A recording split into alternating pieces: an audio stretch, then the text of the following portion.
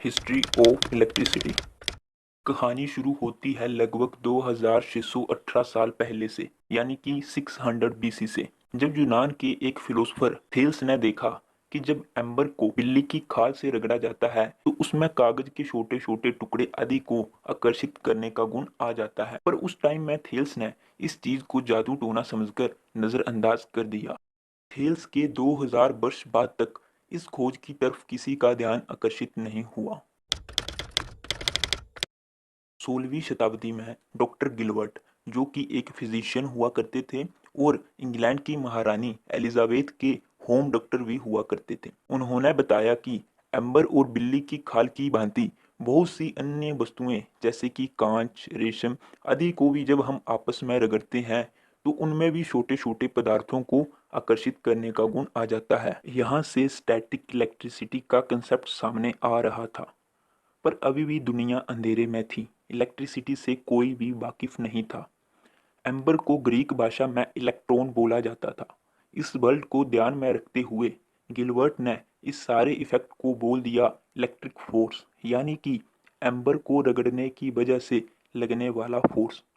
यहीं से electricity world पहली बार सामने आया। इसी के साथ गिलबर्ट ने एक ऐसा यंत्र बनाया था जिससे यह पता लगाया जा सकता था कि किसी मटेरियल में इलेक्ट्रिक चार्ज है या नहीं। उस यंत्र का नाम था इलेक्ट्रोस्कोप, और इलेक्ट्रोस्कोप पहला ऐसा इंस्ट्रूमेंट था जो कि मेजरमेंट के लिए यूज किया गया था। गिलबर्ट के बाद बहुत से साइंटिस्टों ने इलेक्ट्रिसिटी पर काम किया, पर कुछ भी हाथ न लगा।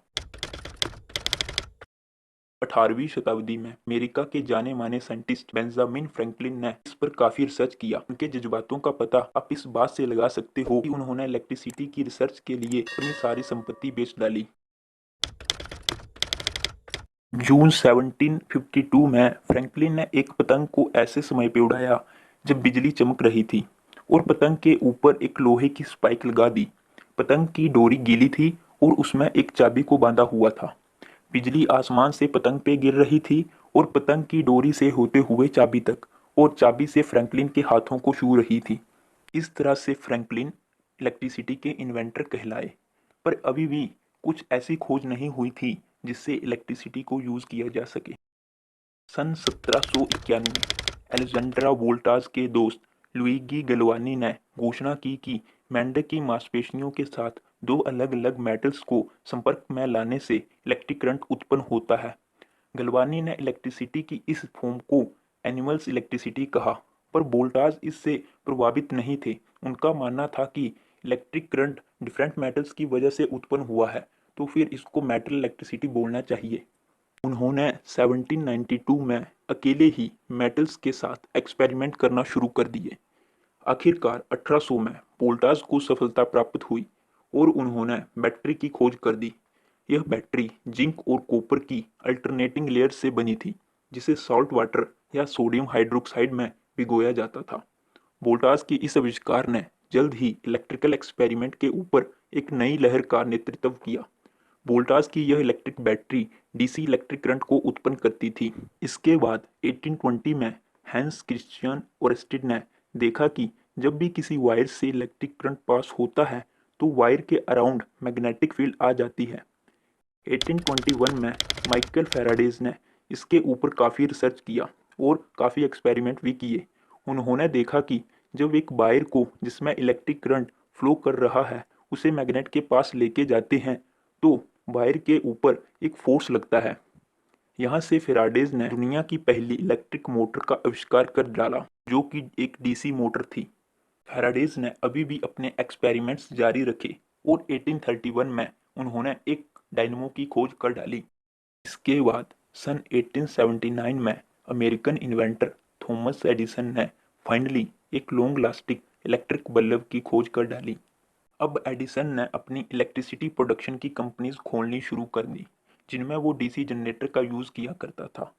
पर डीसी जनरेटर में कमी ये थी कि वो डीसी करंट को निकालता था और डीसी करंट को 2 या 3 किलोमीटर तक ही ट्रांसमिट किया जा सकता था, इससे दूर नहीं।